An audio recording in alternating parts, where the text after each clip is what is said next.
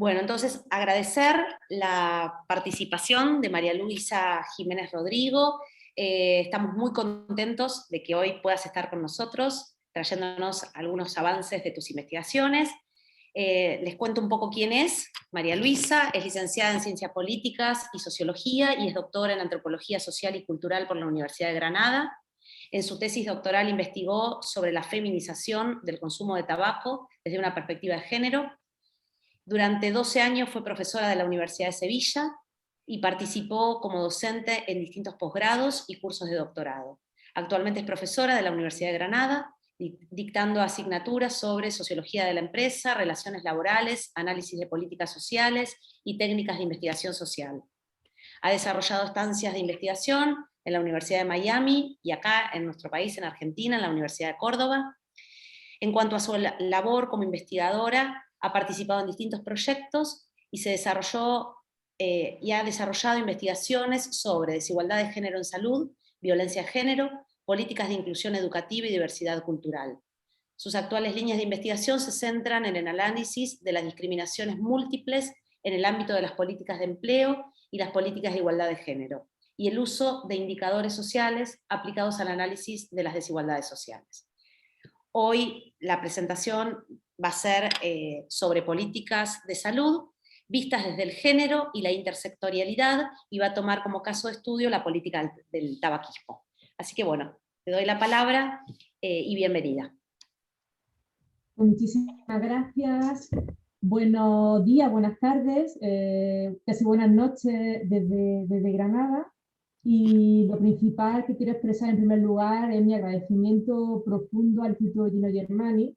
Es un placer participar en esta reunión de tan afamado y prestigioso instituto.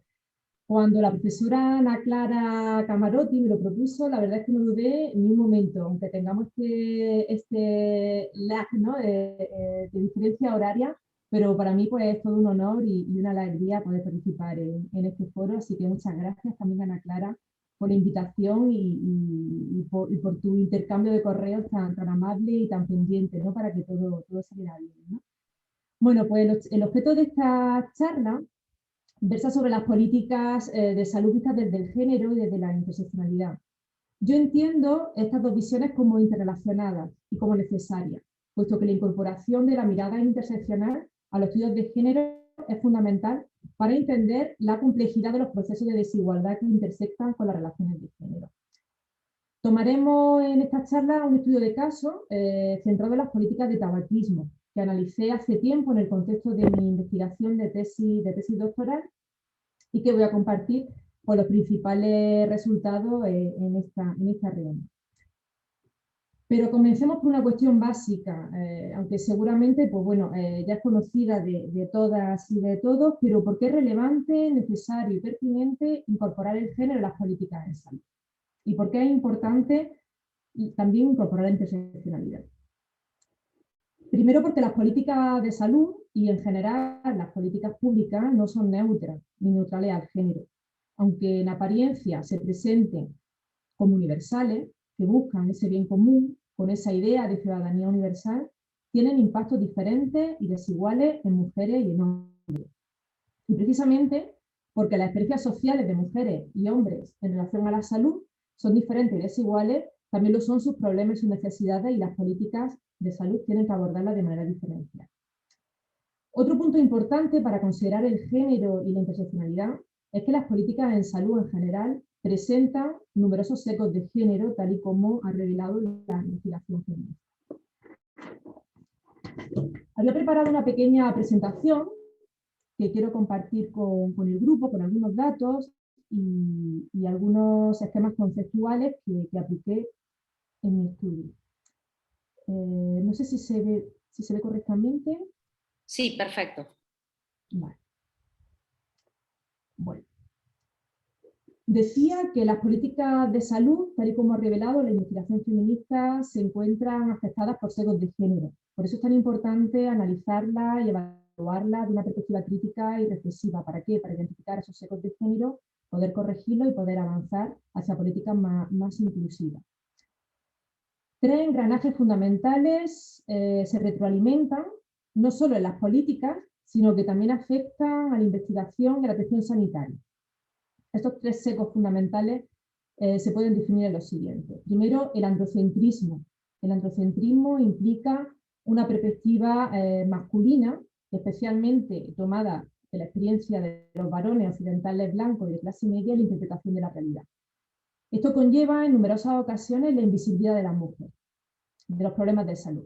Se aprecia especialmente, por ejemplo, en las problemáticas tradicionalmente masculinizadas, como el cáncer de pulmón, enfermedades cardiovasculares y otro tipo de cánceres, por ejemplo, el colorectal. La investigación sigue evidenciando que a día de hoy hay una infrarrepresentación de las mujeres, tanto en los estudios como en las políticas, y esto también afecta, pues, por ejemplo, en los secos de atención sanitaria, como los secos diagnósticos y los secos terapéuticos. Otro segundo componente de este engranaje, que funciona a la perfección, ¿no? Pues para reproducir y naturalizar esos secos, es la insensibilidad de género, que consiste en ignorar los factores de género en aquellos contextos, que habitualmente van a ser todos relativos a la experiencia social, en donde son relevantes. El principal efecto es la descontextualización, ¿no? Y la homogeneización de los grupos.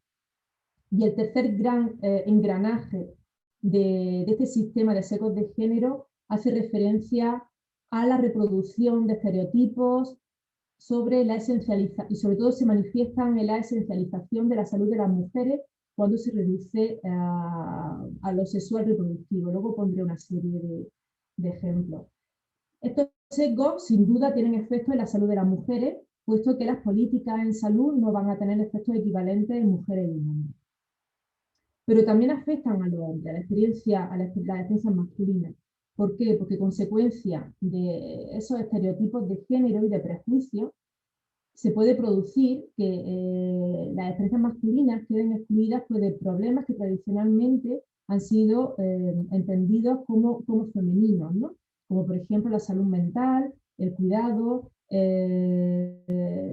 la maternidad, paternidad. En ese sentido, también los hombres se ven afectados. Es decir, la perspectiva de género es beneficiosa tanto para la salud de las mujeres como para la salud de los hombres. Esta perspectiva, que es fundamental, se quedaría un poquito coja si no intersectamos el género con otros ejes de desigualdad y de diferenciación social. Es lo que propone el marco interseccional. ¿Por qué? Porque nuestras experiencias, nuestras posiciones, no son unidimensionales. No solo somos mujeres ni hombres, sino que también tenemos identidades múltiples, posiciones múltiples, pues como consecuencia de la clase social, de la edad, de la condición nacional, migratoria, extranjera, racial, étnica, relación con la discapacidad. Es decir, las identidades sociales, las posiciones sociales son complejas y son multidimensionales. Por lo cual es importante también atender a esos sesgos interseccionales que también afectan a las políticas de salud y que sobre todo consisten en ignorar y distorsionar de las experiencias de aquellos grupos que están situados en las intersecciones de las desigualdades sociales. En este esquema sería una aplicación del anterior. Lo que ocurre es que aquí ya centraríamos la atención en las intersecciones, ¿no? Los sesgos interseccionales. Bueno, aquí he puesto la famosa rueda, ¿no? de privilegios, ¿no? que simplifica, pues, ese cruce, ¿no? entre desigualdades, ejes de dominación, de opresión, que tenemos que tener en cuenta que no consiste en cruzar todos los ejes, por todos los ejes, en todas las situaciones, sino que el análisis interseccional se caracteriza por un análisis contextual, situado y contingente. Es decir, en cada contexto debemos analizar cuáles son los ejes que se cruzan y cuáles son los efectos, ¿no? que generan la experiencia social.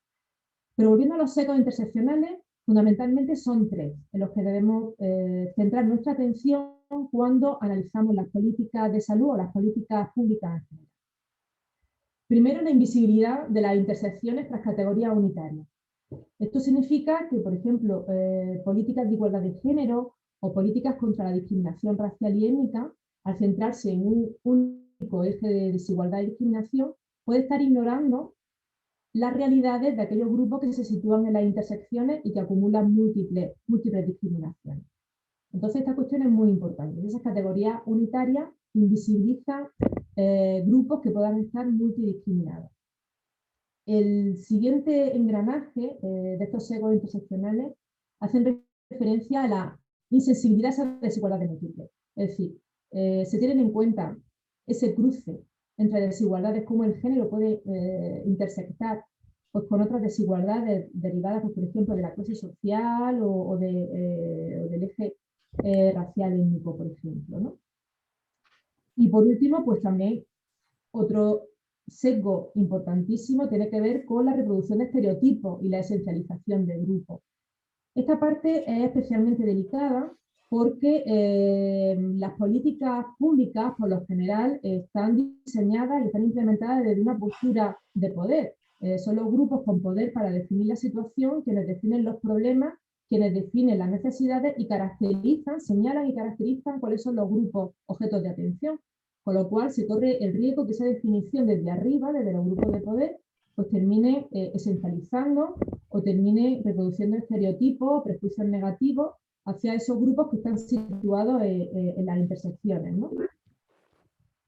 Para ilustrar la aplicación de este marco interseccional, voy a mostrar unos resultados pues, bastante resumidos acerca de una investigación que realicé hace tiempo con unas colegas también de Granada, sobre no tiene que ver con las políticas, o sí, claro que tiene que ver con las políticas, pero en este caso está centrado en la investigación biomédica, que también es la base, ¿no? La base de la evidencia también para construir las políticas sanitarias.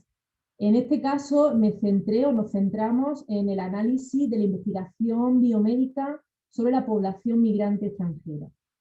Nos preguntábamos específicamente, cuando se estudian los problemas de salud de la población migrante, ¿qué se estudia? Es decir, ¿qué interesa? ¿Qué entra en la agenda investigadora? Dentro de los diferentes temas que tocamos, aquí voy a destacar los sesgos interseccionales. Y en concreto, esa intersección entre sesgos etnicistas y sesgos sexistas que se daban en esa literatura biomédica que analizamos. Me estoy refiriendo a la literatura biomédica española, ¿vale? ¿Qué encontrábamos? Pues encontrábamos un fuerte enfoque androcéntrico y una gran insensibilidad de género a los problemas asociados a la población inmigrante. Es decir, se utilizaba un enfoque bastante neutral, pero que en definitiva hacía referencia a las problemáticas masculinas. Y al mismo tiempo, esas problemáticas de investigación estaban muy imbuidas por sesgos etnicistas. Es decir, ¿qué es lo que importa de la salud de la población inmigrante? ¿Importa la diabetes? ¿Importa, por ejemplo, las enfermedades cardiovasculares? No importaba demasiado, sobre todo importaba la salud mental, sobre todo en relación a lo que se denominaba el duelo migratorio, ¿no? Bueno, podríamos entrar aquí en el debate, no quiero tampoco profundizar, pero sobre todo había muchísimos estereotipos acerca, por ejemplo, de las enfermedades importadas, las enfermedades infecciosas, y eso al final terminaba criminalizando al grupo, ¿no? Al colectivo migrante, ¿no? Si ya nos centramos en la intersección migración-mujeres, aquí veíamos que también se produce una reducción o una esencialización de la salud de las mujeres migrantes a lo sexual reproductivo, como también ocurre, ¿no? con las mujeres de la población general. Sobre todo los temas que interesaban eran relativos al embarazo. Pero aquí había un matiz diferente, que no se observa tanto en las mujeres nacionales, ¿no? Interesaba mucho el tema de la prostitución y la enfermedad de transmisión sexual. Con lo cual se reproducían una serie de prejuicios, estereotipos negativos que tomaban un cariz específico para las mujeres migrantes. Primero porque se reducían sus experiencias migratorias a experiencias marginales y en riesgo de exclusión, con lo cual reproducía esa criminalización de la migración femenina. También se expresaba la dependencia de proyectos migratorios masculinos, cuando la investigación sobre migraciones y género ha desvelado que muchos de estos proyectos se generan de manera o que son liderados, ¿no? por mujeres, no son tan dependientes, ¿no?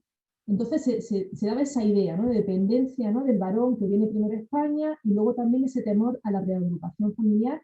Y luego también había ideas en relación al incremento de riesgo de riesgo de salud y de transmisión de enfermedades si estas mujeres no tenían pareja o apoyo familiar, con lo cual se veía su sexualidad como peligrosa y amenazante. Estos eran algunos de los secos que se veían en la literatura. Esto no quiere decir que todos los artículos que analizamos tuvieran este tipo de secos, ¿vale? Sino que estos secos son los que vimos pues, en una parte de esa producción bibliográfica.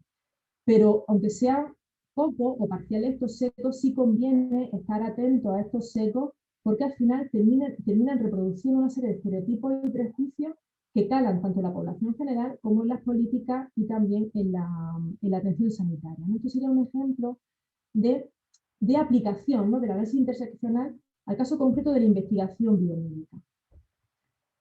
Pero si nos centramos en las políticas sobre tabaquismo, quisiera enfatizar que el enfoque en el que yo me sitúo es fundamentalmente sociológico, con lo cual le voy a dar muchísima importancia a las interrelaciones entre diferentes niveles sociales que influyen en las políticas y que también las políticas influyen en esos niveles, ¿no? En este caso, hay que prestar atención, pues para entender esas políticas de tabaquismo desde la perspectiva de género, hay que prestar atención tanto a nivel estructural, cómo se distribuyen las posiciones y los recursos entre hombres y mujeres, cómo se plantean las representaciones culturales de lo femenino y lo masculino en el nivel denominado cultural, y también cómo afecta a las prácticas, identidades, emociones e interacción cotidiana, a nivel individual. Este esquema puede resultar familiar porque es el esquema que plantea Sandra Harding. Este esquema me parece de una gran utilidad pues, para aplicarlo pues, al análisis de género pues, de cualquier fenómeno social que queramos abordar. Y en este sentido es donde ubico el análisis de las políticas de tabaquismo.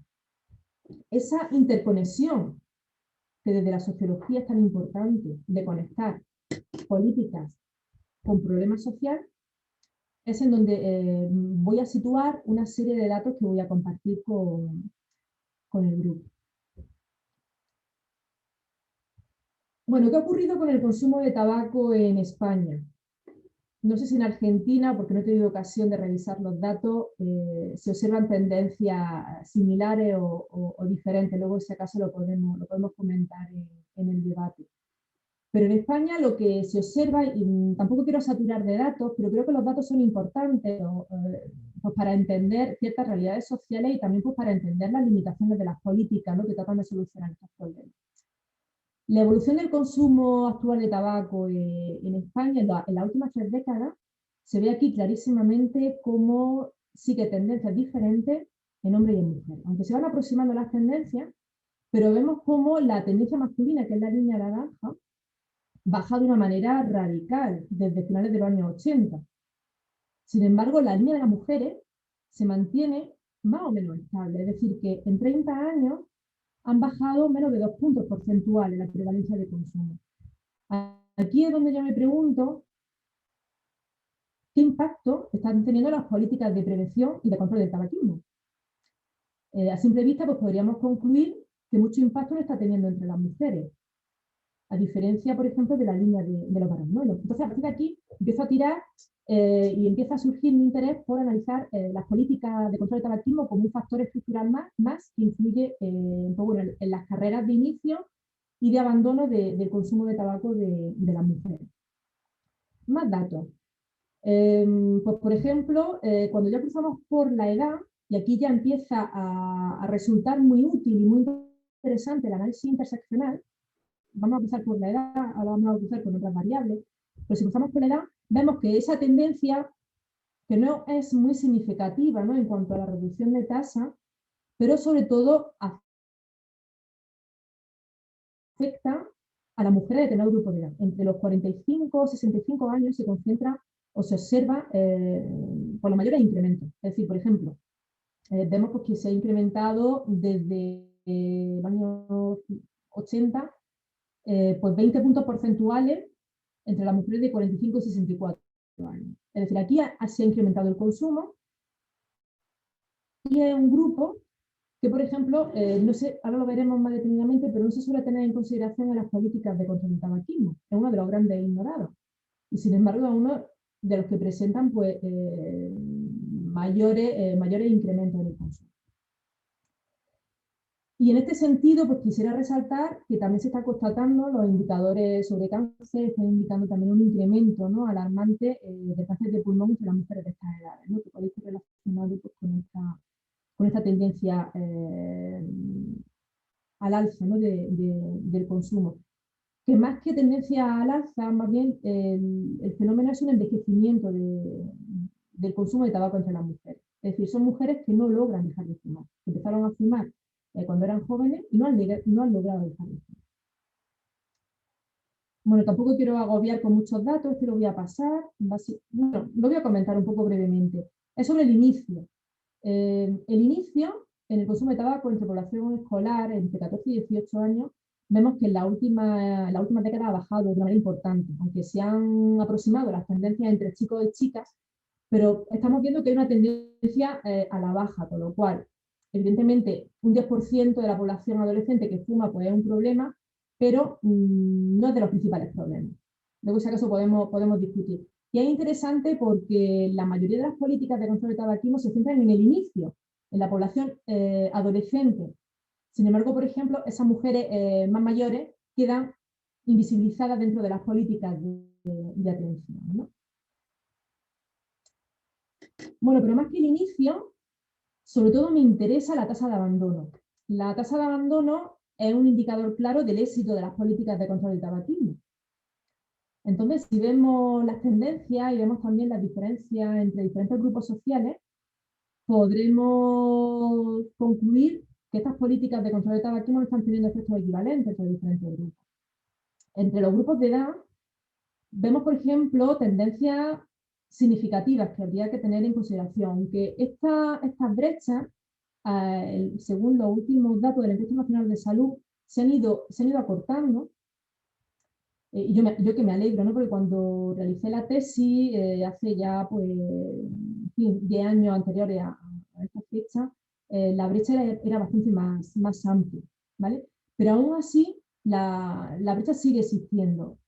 Y se da un particular efecto tijera, ¿no?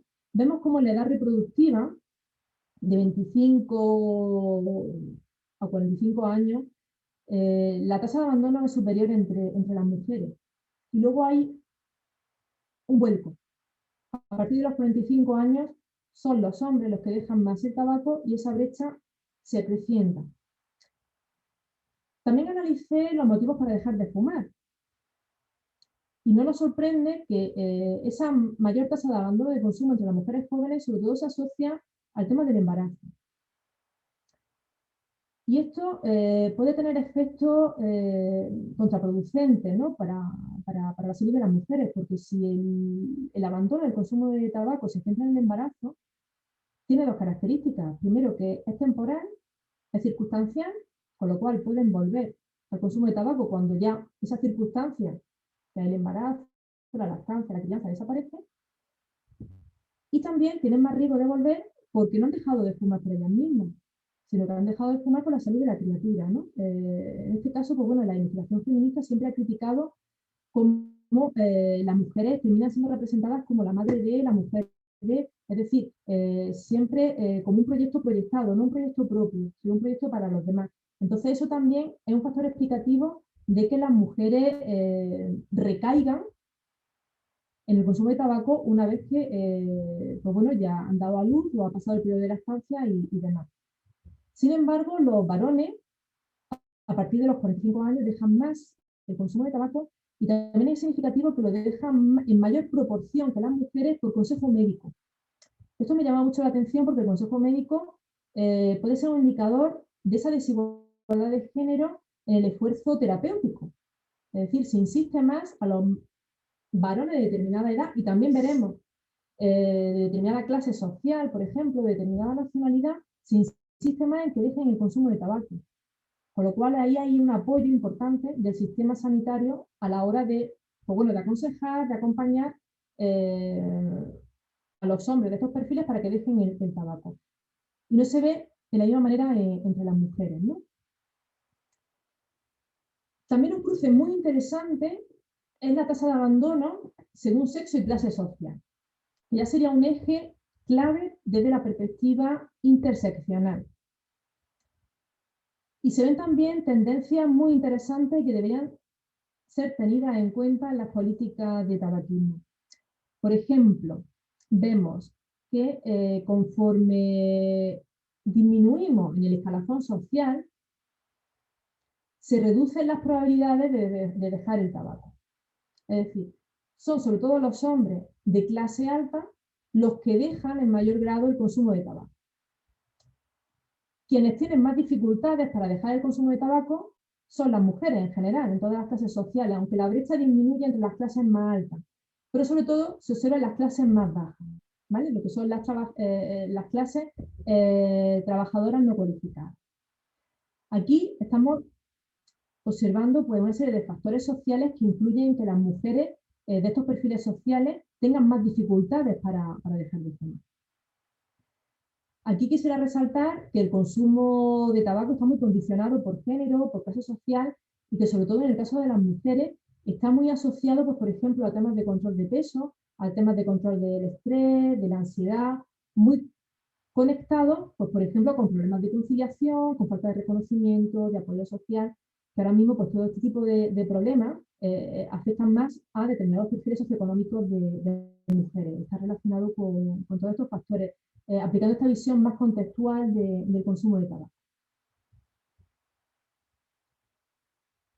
Más datos, voy a ir un poquito más rápido. También he consultado datos actualizados sobre el cruce entre, ya que hemos complicado un poco más la cosa, ¿no? Entre país de nacimiento, grupo de edad y sexo. La variable país de nacimiento, la verdad es que es muy gruesa y muy vasta, ¿no? Pues para realizar algún tipo de conclusión utilizando pues, el eje de nacionalidad o el eje migrante extranjero. Es muy vasto, pero no tenemos otro indicador. Hay un indicador disponible que hay en la Encuesta Nacional de Salud. Esto también revela que hacen falta pues, mejorar los indicadores que nos permitan pues, avanzar y visibilizar cuáles son las experiencias sociales de las intersecciones, ¿no? Entre diferentes ejes. Pero bueno, ahora mismo es lo que tenemos. ¿Y qué nos expresa? Ha sido de una manera muy vasta. Porque, por ejemplo, los hombres nacionales, tienen más facilidad para dejar el consumo de tabaco, sobre todo a partir de los 65 años. O sea, también estamos viendo grupos vulnerables de varones a la hora de dejar el consumo de tabaco. Y por último, porque no quiero tampoco cansar con muchos datos, pero sobre todo lo que yo quiero enfatizar es que hay desigualdades sociales en el consumo de tabaco y en el abandono del consumo de tabaco, y que esto afecta, esto es un problema de salud y está muy condicionado por las desigualdades sociales. Unas pinceladas pues, acerca, por ejemplo, de la población gitana. Aquí, por ejemplo, vemos un perfil también muy vulnerable y que por lo menos en las políticas que yo analicé en su momento, no era considerado para nada. La población gitana y en particular los varones. Los hombres gitanos fuman muchísimo, fuman el doble que los hombres de población general, ¿no? Que es la encuesta que he utilizado para comparar. Las mujeres gitanas fuman bastante menos que las mujeres de población general. Aquí, claro, hay factores culturales de protección, ¿no? Pero bueno, protegen de salud, pero también son valores muy tradicionales que también coartan, ¿no? Las opciones y las oportunidades de este grupo. Pero la cuestión está en que se está incrementando, por lo menos en las encuestas que tenemos hasta el momento, hay una tendencia que se está incrementando, con lo cual también sería un grupo que tendrían que tener en consideración. ¿Por qué he ofrecido tantísimos datos? Porque quería sustentar empíricamente que el consumo de tabaco está profundamente afectado por las desigualdades de género y las desigualdades sociales, y que ese enfoque deben incorporarlo las políticas de tabaquismo si quieren incrementar su equidad, su inclusividad y, en definitiva, su eficacia. Es decir, las políticas públicas tienen ese deber de llegar a esas poblaciones más vulnerables o que están más en riesgo de padecer determinados problemas o necesidades sociales.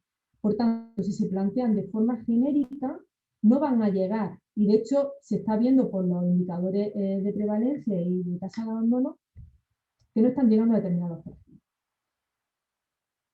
Considerando esta situación, yo me planteaba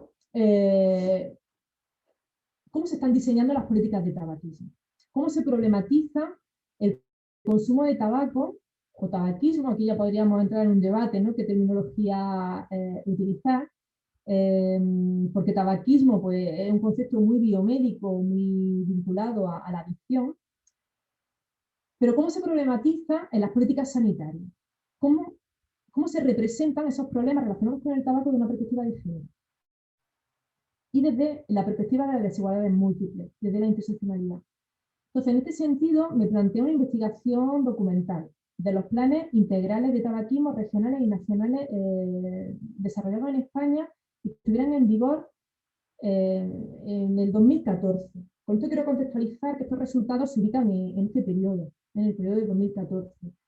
Habría que ver cómo han avanzado, si han incorporado elementos más sensibles, pero ahora mismo, pues bueno, lo que voy a presentar aquí es fruto de esta investigación, que también está contextualizada en un escenario de profunda crisis económica y social, ¿no? La crisis de 2008, con el periodo más profundo, ¿no? Aquí en España el 2012, y en donde se estaban recortando las inversiones públicas en políticas de salud, políticas sociales y políticas educativas.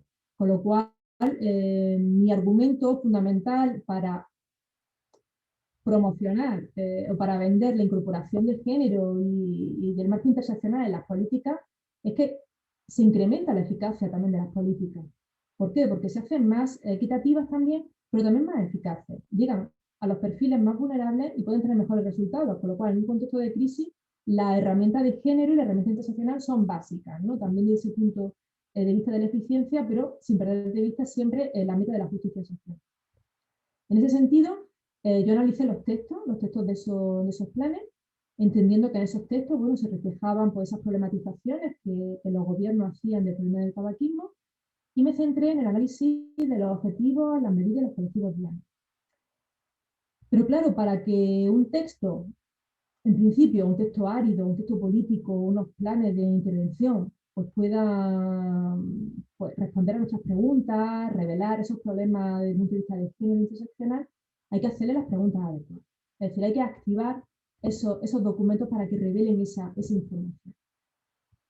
Y en este sentido, yo utilicé el marco analítico de una socióloga canadiense, feminista, muy interesante en sus trabajos de metodología feminista, que es Marguerite Eisler, que ella proponía un esquema de sesgos de género.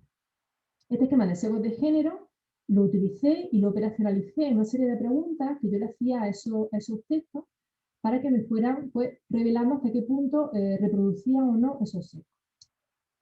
Los sesgos que yo analicé son los que he presentado al principio de la charla y están completados pues, por los sesgos interseccionales, ¿no? Analicé el antropocentrismo, la sensibilidad de género, el dicotomismo sexual, que hace referencia, ¿no? a esos procesos de estereotipificación y de esencialización de los colectivos, y los sesgos interseccionales.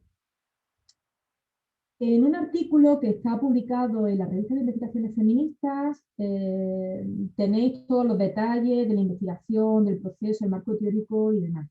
Aquí he traído pues, un cuadro de cómo operacionalicé los tipos de sesgos con las cuestiones de análisis. Es decir, esta sería la herramienta metodológica que apliqué a los diferentes planes para que me fuera revelando pues, la presencia de esos sesgos.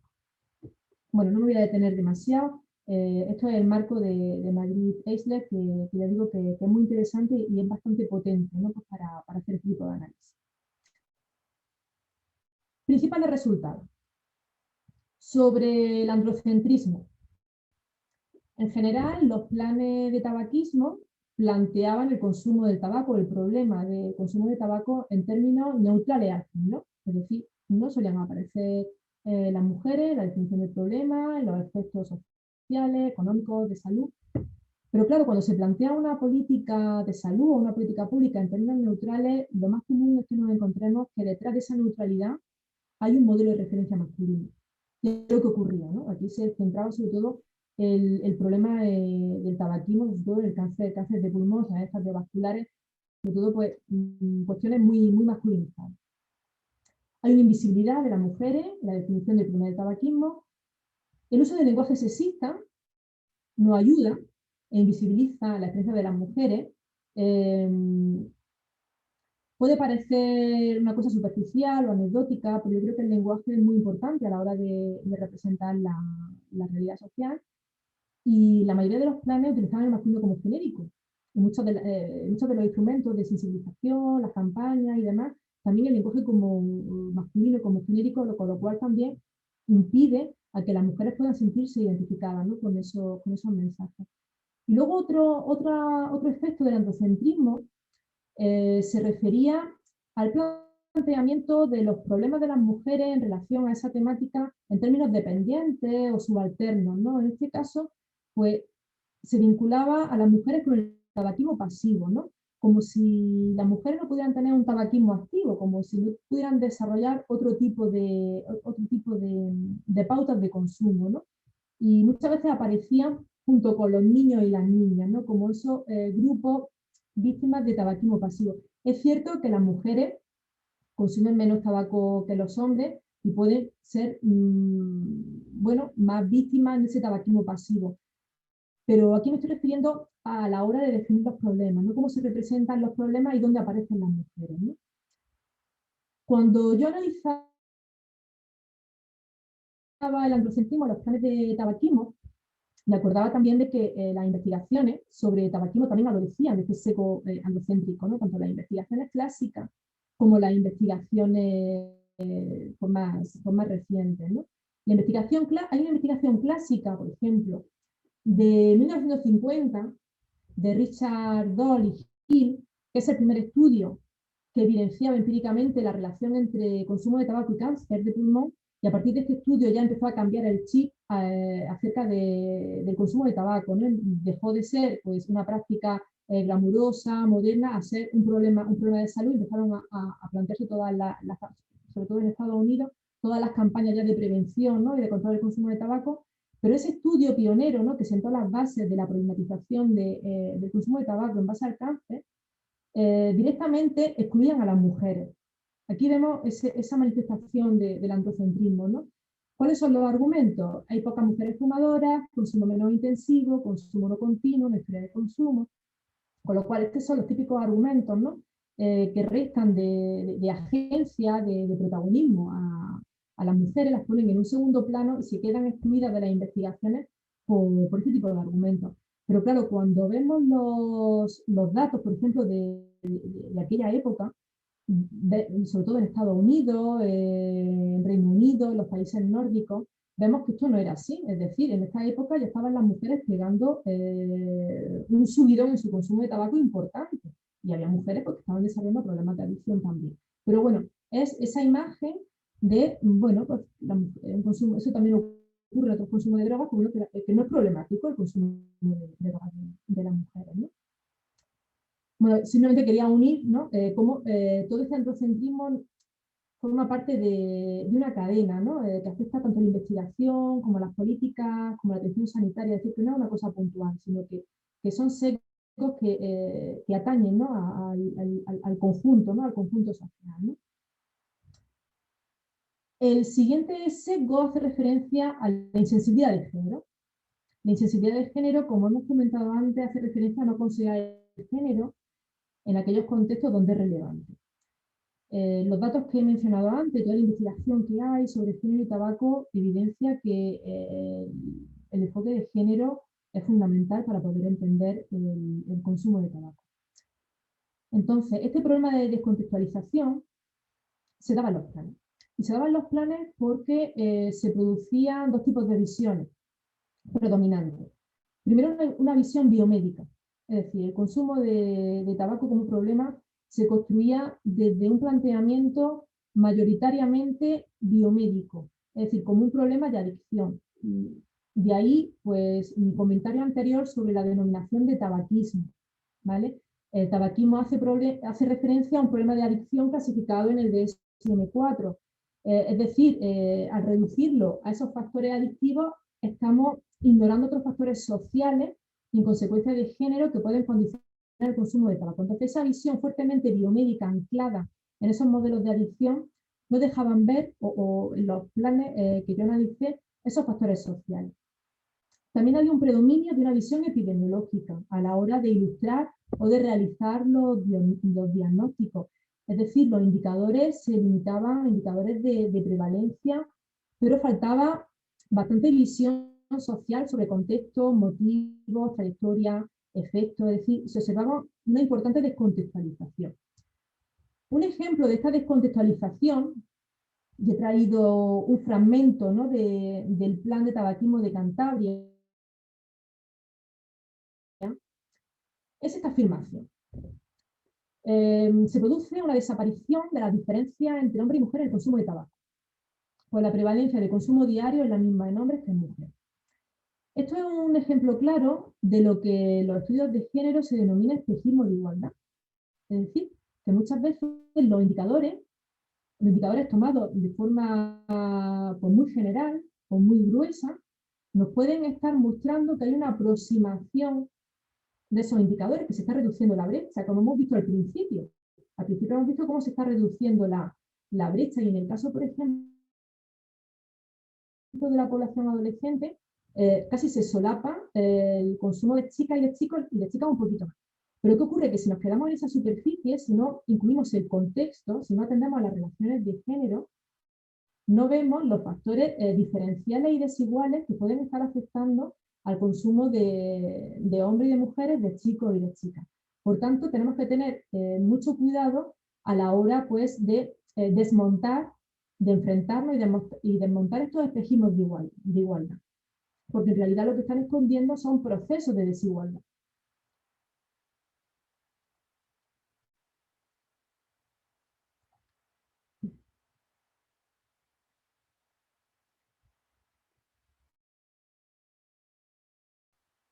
Que no me quiero pasar de tiempo, estaba aquí pendiente.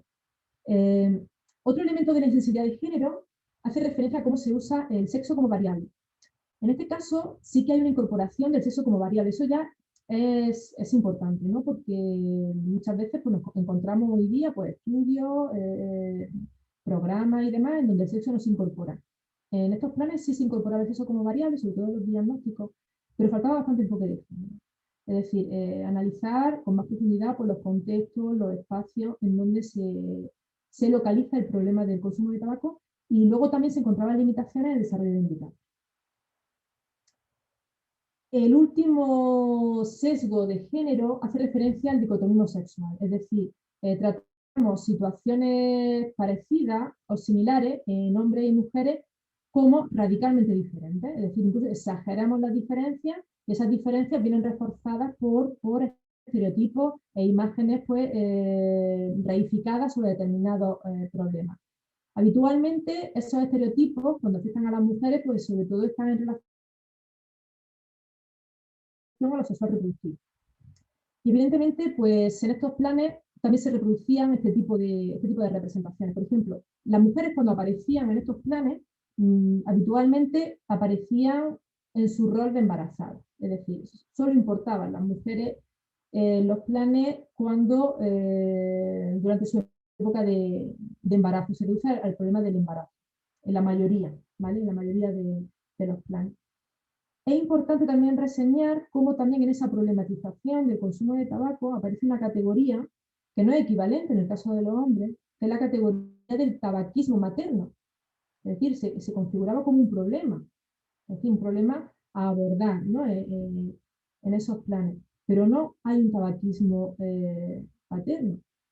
Es evidente que las mujeres en el embarazo tenemos más riesgos, somos más vulnerables a determinadas patologías, afecciones y demás. Eso hay que reconocerlo, pero lo que yo quiero resaltar aquí es que si reducimos la salud de las mujeres a este ámbito de lo sexual y reproductivo, estamos teniendo una imagen muy parcial y muy distorsionada de lo que es la salud de las mujeres. Entonces, ¿qué se observaba en estos planes? Pues que las mujeres embarazadas se clasificaban como un grupo de riesgo aparte, ¿vale? Con lo cual ya se ven pues, procesos de medicalización, de patologización del consumo de tabaco, son grupos de riesgo aparte, por ejemplo, pues como la población con enfermedad mental, la población en prisiones, por ejemplo, ¿no? A veces pues, se unían todos esos grupos de riesgo pues, como un cajón desastre, ¿no? En este tipo de clasificaciones. Y luego también es importante en que esa focalización del riesgo, sobre todo, se centra en la criatura, no en la mujer.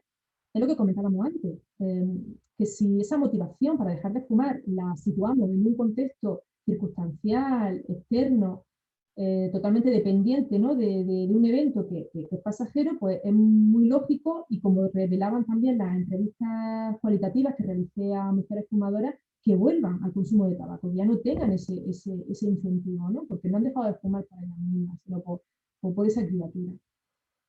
Pero bueno, también tengo que resaltar que en algunos planes, muy poco, se incorporaba la pareja. Eso también yo creo que es interesante y es bueno de resaltar. Es decir, que la pareja también tiene un rol importante en el tema, pues, por ejemplo, de consumo de tabaco de la mujer embarazada.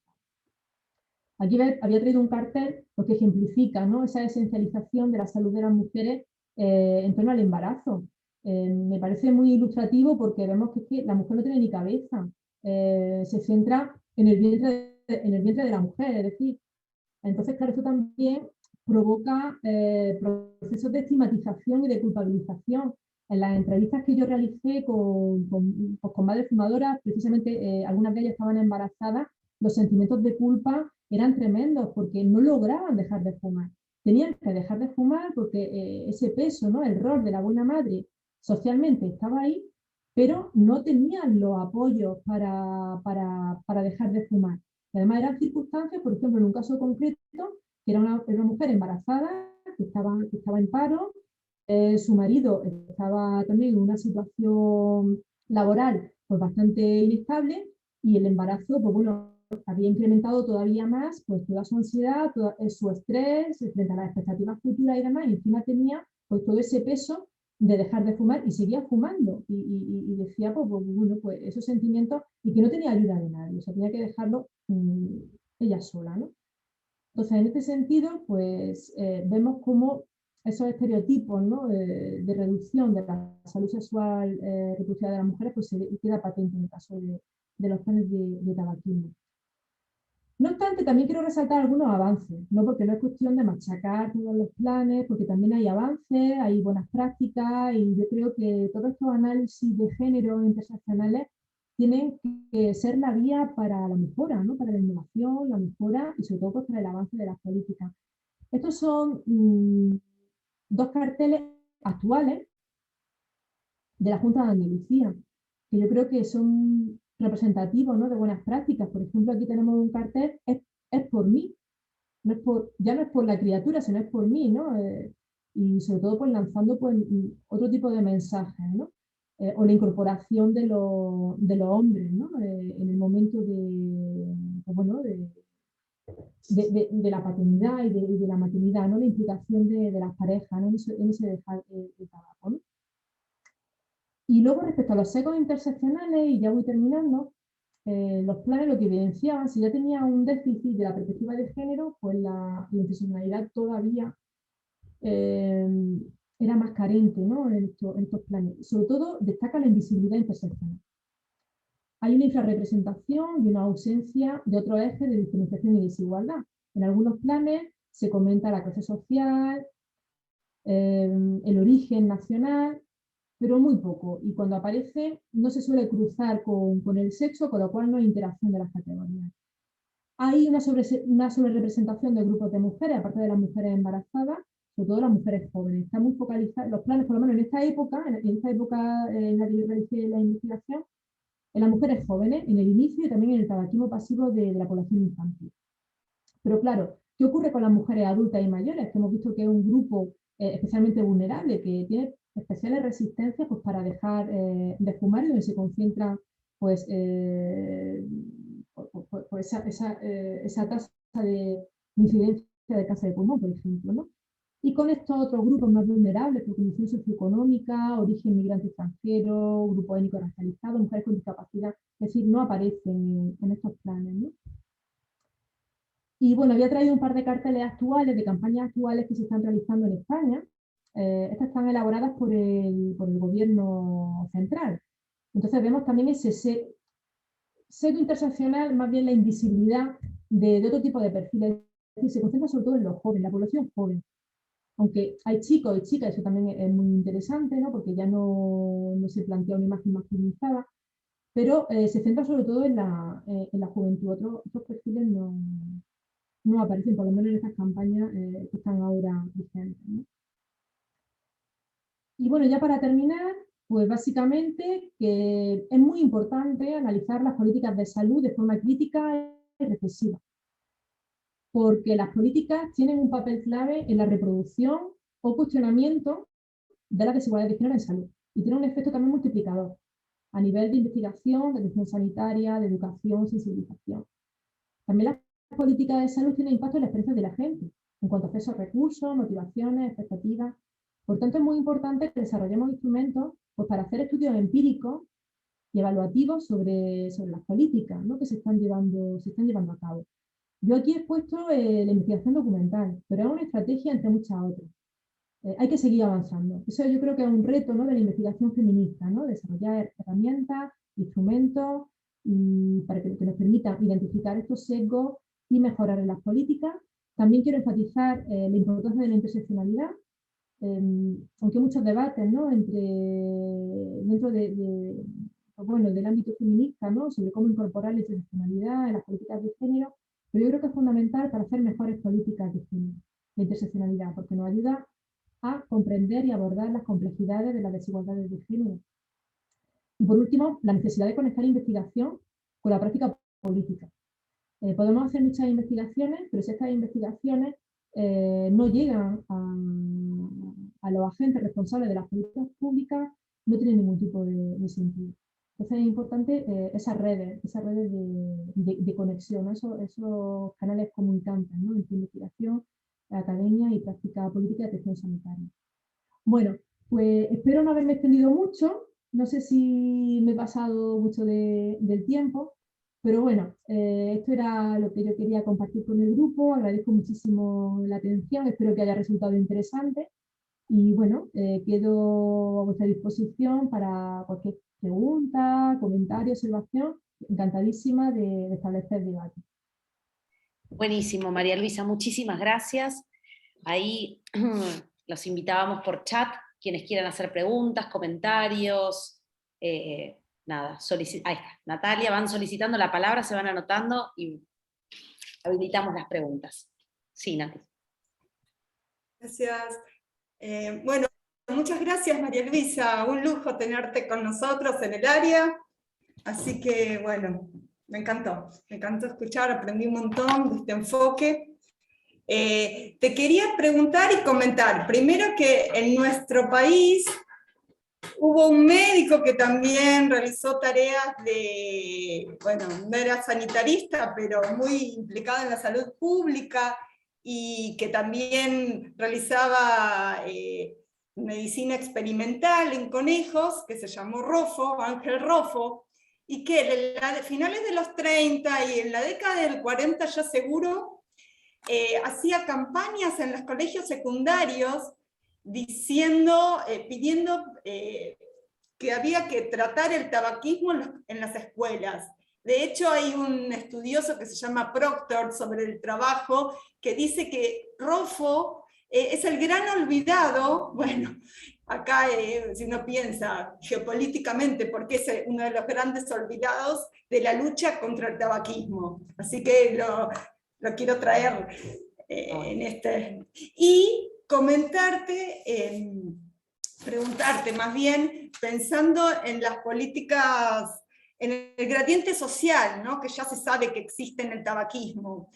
Y cómo se subraya, y por ejemplo también que las investigaciones sobre, por ejemplo, desde las teorías de las causas fundamentales, muestran que una vez que se pone una estrategia, los primeros que se apropian son los de las clases altas, y entonces eso pasó con la industria del tabaco, y no es casualidad que ahora en la África subsahariana, en el sudeste asiático, en regiones de Latinoamérica, la prevalencia del tabaquismo se dispara, mientras que en los países bueno, de allá, del primer mundo, en trabajar. Entonces, quería preguntarte si desde este enfoque de la interseccionalidad, estos determinantes más de arriba, como por ejemplo la legislación para que las industrias no vengan a buscar mercados acá, cuando son los recursos para poder negarse y cuidar y protegerse del tabaco son tan desiguales,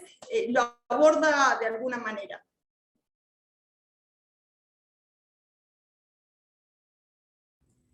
Gracias, Natalia, por la referencia. No la conocía, pero la he apuntado. Y por tu pregunta observación sobre la difusión, ¿no?, del consumo de tabaco desde una perspectiva social. Es súper interesante desde el punto de vista sociológico, ¿no?, porque aquí podríamos trabajar con el tema de las modas, ¿no?, como el consumo de tabaco, de cigarrillos en particular, se planteó como una cuestión moderna, como una cuestión elitista, como una cuestión de distinción social, y fue asumida principalmente por las clases más altas, sobre todo los hombres. O sea, va un poco por orden. Primero los hombres de las clases más altas, luego se va extendiendo por el resto de clases, luego las mujeres de las clases altas. Por ejemplo, aquí en España, o en otros países también, pero aquí en España, por ejemplo, las primeras mujeres que fumaron en los años 20, los años 30, eran las mujeres adelantadas a su tiempo, eran las modernas, incluso feministas, utilizaban el cigarrillo como un símbolo, ¿no?, de poder, de emancipación y demás, ¿no? ¿Qué ocurre? Si aplicamos, ¿no?, toda la teoría de la moda, por ejemplo, ¿no?, cuando una práctica se masifica, empieza a perder valor social, y eso también es lo que está ocurriendo, ¿no? Ahora mismo el consumo de tabaco aquí en España, no sé en Argentina, yo creo que es una cosa global, pero se está concentrando en perfiles de niveles socioeconómicos más bajos. Esto también está asociado también a que está siendo una práctica muy mal vista. O sea, se está asociando a muchos procesos de estigmatización, ¿no? Fuman, pues bueno, pues los pobres, los marginales, clases sociales más bajas, tiene muy mala imagen, ¿no?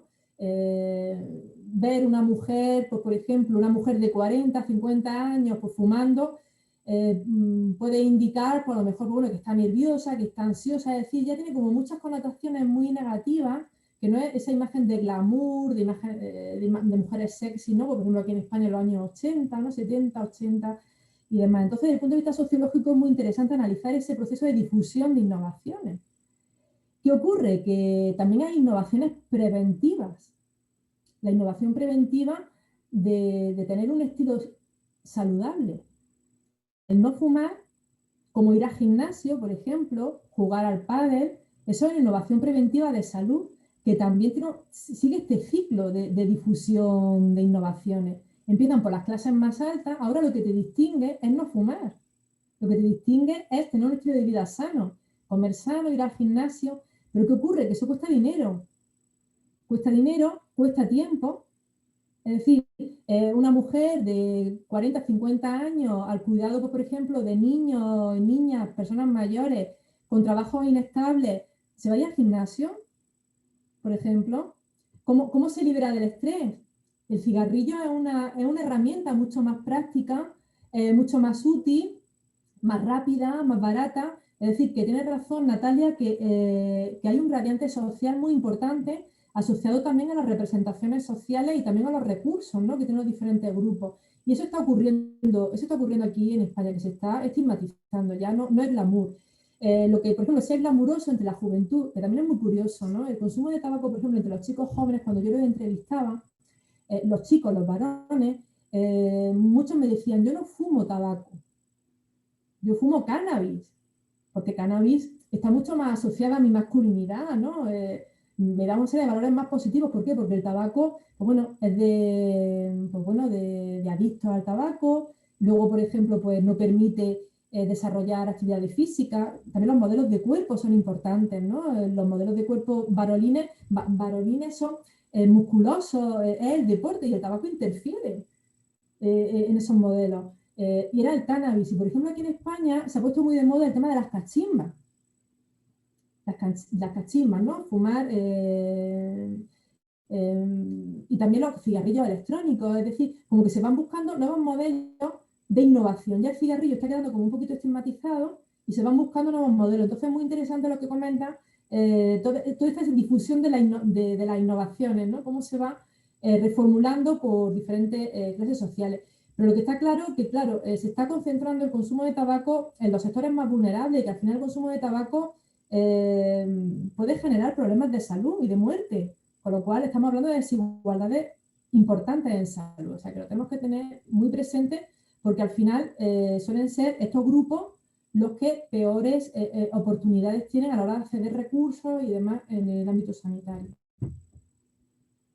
Gracias. Como la morbimortalidad lo demuestra. Gracias. Exacto, sí. ¿Quién más quiere hacer alguna pregunta, algún comentario? Bueno, yo me sumo. Primero me sumo al agradecimiento y a las felicitaciones. La verdad que es súper interesante escucharte.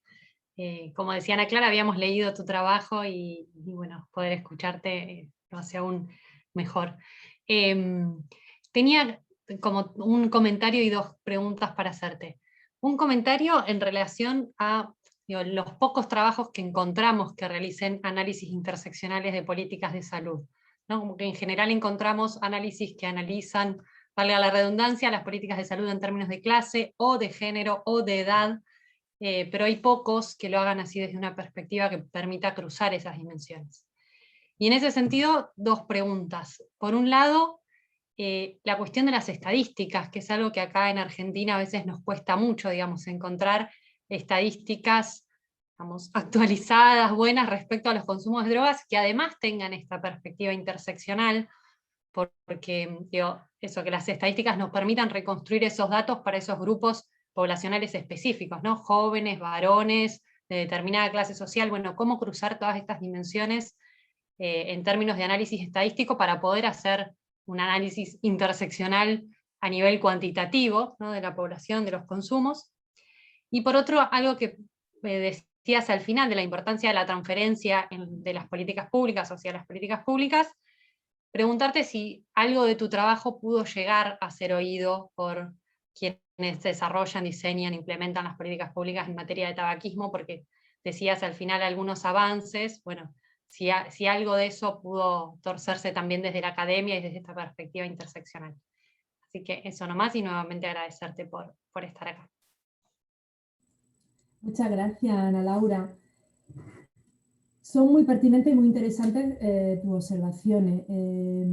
Respecto a los estudios interseccionales, la verdad es que ahí tenemos un reto, Ana Laura, tenemos un reto a la hora de innovar, diseñar, aplicar metodologías técnicas que nos permitan hacer un análisis interseccional.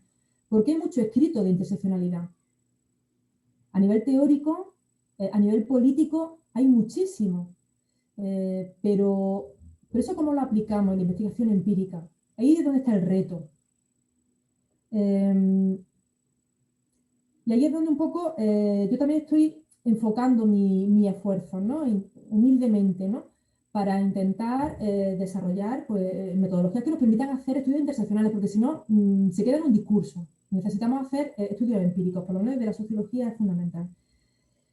Entonces, se puede abordar de diferentes perspectivas. Bueno, y tú que has trabajado en interseccionalidad, pues lo sabes, ¿no? La importancia de lo cualitativo, de los métodos participativos, de la combinación con otras técnicas, pero es importante la estadística, los indicadores.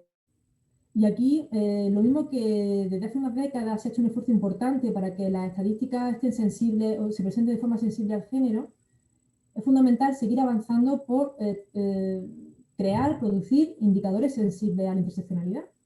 Eso es muy importante. Aquí en Europa, en el Instituto Europeo de Igualdad de Género, se plantea una iniciativa dentro de su página web de los indicadores de género, tiene como una sección de indicadores interseccionales. Eso ya es importante porque ya por lo menos se ha metido en agenda, ¿no? Que es importante trabajar con estos cruces de desigualdades. Pero sí, evidentemente hace falta desarrollar este tipo de datos. Por ejemplo, a la hora de operacionalizar no solo el género, porque si no, no solo es sexo, son otros factores sociales los que tenemos que incluir, pero operacionalizar otro tipo de ejes, ¿no? Como la clase social, o como por ejemplo el origen nacional o la condición de extranjeridad, es decir, este tipo de cuestiones hay que trabajarlas bastante más y ver cómo podemos hacer esos cruces.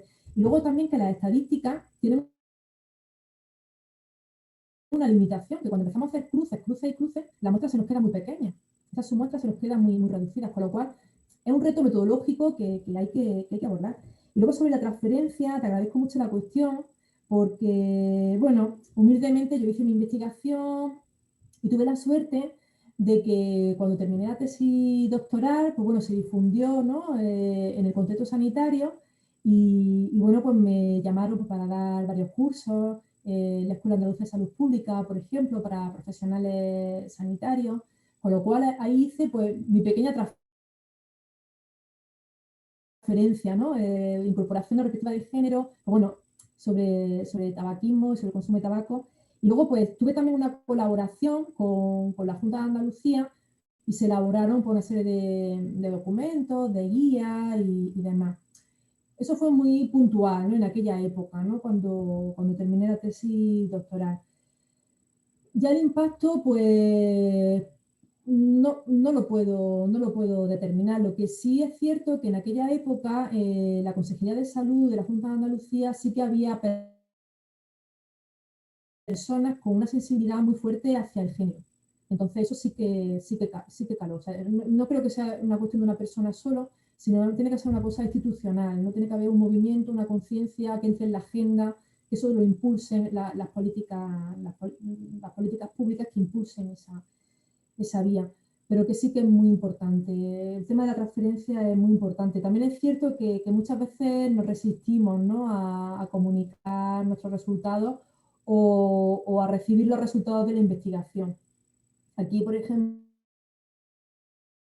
yo me he encontrado ese tipo de casos, ¿no? Que a veces las administraciones públicas son como muy reacias a realizar investigaciones independientes o recibir evaluaciones independientes, a lo mejor por miedo a la crítica, ¿no? A la crítica política o algo así.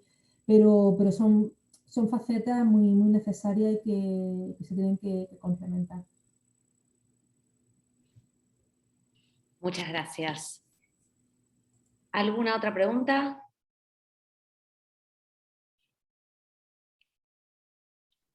Yo, por mi parte, sí, quería agradecerte, María Luisa, y ya hay varios comentarios en el chat que destacan eso, la exhaustividad y el trabajo, y en lo particular, yo estoy empezando a trabajar consumos de alcohol por parte de mujeres y también ya tenía seleccionados ahí tus artículos, por ahí te escribo en el caso de que no tenga la tesis para pedírtela, porque realmente el enfoque, el marco me resulta muy valioso, por más de que después por ahí, justamente por lo que decía Ana Laura, y era lo que estaba pensando, como los datos para poder cruzarlo de la forma que lo hizo me resulta inalcanzable, pero bueno, sí me deja la inquietud, como bien decías, de poder, de lo necesario que es no solo esperar encontrar esos datos, sino ya mismo estar pensando en instalar la demanda en quienes estén realizando estos estudios desde el Estado, para que esas variables sean consideradas, y nos sirve mucho la investigación tuya y de otras colegas para justamente demostrar que esos diferenciales en función de los cruces de variables existen, y que por eso mismo necesitamos al menos poder desagregar las variables para después ver cómo es en nuestro contexto local. Pero bueno, no tengo más preguntas o comentarios más que el agradecimiento, y un poco sí, me surgía la inquietud de si te apareció la relación con alcohol, digamos, tabaco, alcohol, dos drogas legalizadas, y bueno, y por qué por ahí elegiste trabajar tabaquismo, y si en algún momento pensaste en ampliarlo a otro, o bueno, ya cambiaste por lo que comentaba antes Ana Clara, de tema, entiendo. Va, de ámbito donde aplicar estas metodologías. Gracias, Paloma. Pues lo primero, animarte muchísimo a que sigas con tu tesis, que avances en ella, porque seguramente que hará unos aportes muy relevantes y muy importantes. Y también invitarte, pues bueno, a que me escribas para lo que necesites, que a mí me encantará pasarte recursos y sobre todo cuando termines la tesis, pues pásamela porque también me encantará leerla. Ver también, bueno, pues otros contextos, pues también es muy interesante. El tema del alcohol, la verdad es que no lo toqué, o sea, yo me focalicé en consumo de tabaco, también comencé a trabajar muy jovencita, cuando ya terminé la carrera, el último curso, en temas de drogas, ¿no? En el departamento de antropología, y empezamos a trabajar con cannabis, y de ahí, pues bueno, derivé a tabaco. En principio el tema no me gustaba mucho, no le veía yo el interés, sobre todo yo creo que por esa construcción social, ¿no? Del tabaquismo, reducido a la adicción y demás, ¿no? Pero luego cuando empecé a leer literatura feminista, que por ejemplo pues, en Estados Unidos, en Reino Unido, países nórdicos, pues nos llevan por muchísimos años de adelanto, cuando yo veía los argumentos y todo lo que había detrás, o sea, de una práctica cotidiana tan, pues bueno, tan naturalizada, ¿no? Como fumar un cigarrillo, todo lo que había detrás, ¿no? De procesos sociológicos, debates de género, de clase social. Ahí es cuando yo ya empecé a darle forma al problema, pero bueno, y así es como acabé en el tabaco. El tema del alcohol salía, la verdad es que, hombre, claro que salía, porque claro, el tabaco y alcohol, por ejemplo, los consumos sociales va muy unido, pero no le presté mucha atención. La verdad que ahora que lo planteas, pues si volviera atrás, pues una buena sugerencia también, ¿no? Pero bueno, me centré más en eso. Pero bueno, hay muchos procesos que comparten tabaco y alcohol, ¿no? Yo, María Luisa, pensaba esto de las tendencias en los consumos, digo, al menos acá en la región de las Américas, que uno va observando que hay crecimiento en todas las sustancias, menos en tabaco. Y un poco ahí uno se queda tranquilo, digo, bueno, ¿por qué? Y hay un montón de explicaciones acerca de las políticas de prevención que se fueron dando, que esté regularizado a partir de los estados, pero pensaba qué importante esta mirada de la interseccionalidad, porque este cruce lo que permite es ir viendo en qué sectores sociales, digo, todo ese cruce va permitiendo que en realidad hay grupos que sí han adherido mucho más fácil a estas políticas, a estas prácticas preventivas, han dejado de consumir, y hay otros que no, y en los cuales hay que seguir trabajando fuertemente. Entonces, creo que esto vuelve a iluminar este tipo de enfoque, vuelve a iluminar acerca de cuáles son los grupos con los que hay que trabajar, pueden enfocar fuertemente a la política pública para que vaya hacia esos grupos. Así que digo, en ese sentido me parece como muy interesante y cómo queda justificado, ¿no? Este enfoque que da otra mirada con nuevos resultados sobre el tema. Y bueno, felicitarte por el trabajo porque también me parece súper interesante. Gracias, Ana Clara. Pues comenta una cuestión muy interesante pues, para seguir trabajando en ella y es cómo las políticas públicas cuando dejan de afectar a determinados grupos privilegiados dejan de tener interés y lo que hemos comentado antes, cómo esos problemas afectan a los colectivos más vulnerables y a lo mejor esas políticas ya no tienen ese alcance porque ya no interesan tanto, es decir, ya se han ido el problema se ha ido tan a los márgenes. Pero bueno, eso sería una hipótesis para seguir trabajando en ello. Pero sí es verdad que yo, por ejemplo, en España sí que he visto como una caída, ¿no? de esa intensidad del control del tabaquismo, ¿no? Cuando yo estudiaba, por ejemplo, las campañas eran bastante agresivas, bastante más intensas, las regulaciones mucho más estrictas y ahora como que parece, ¿no? que el problema está como más o menos solucionado, controlado y evidentemente hay muchísimos problemas de salud pública, pero sí, bueno, es una hipótesis, no tengo datos empíricos, a mí me gusta también hablar con datos, pero mi impresión es esa, ¿no? que ha habido como una bajada de intensidad y eso es contraproducente para la igualdad en salud, porque claro, se quedan desasistidos, ¿no? Los grupos más vulnerables.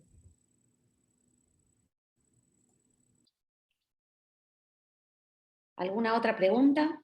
Rafa. Perdón. Bueno, entonces, ya siendo la hora, agradecerte muchísimo, María Luisa, este tiempo, disculparnos nuevamente porque este es el horario, pero para vos es muy tarde, así que bueno, muchas gracias, y bueno, y vamos a seguir en contacto. Así que nos vemos la próxima, y cualquier cosa, bueno, con Palo y eso yo las puedo poner en contacto.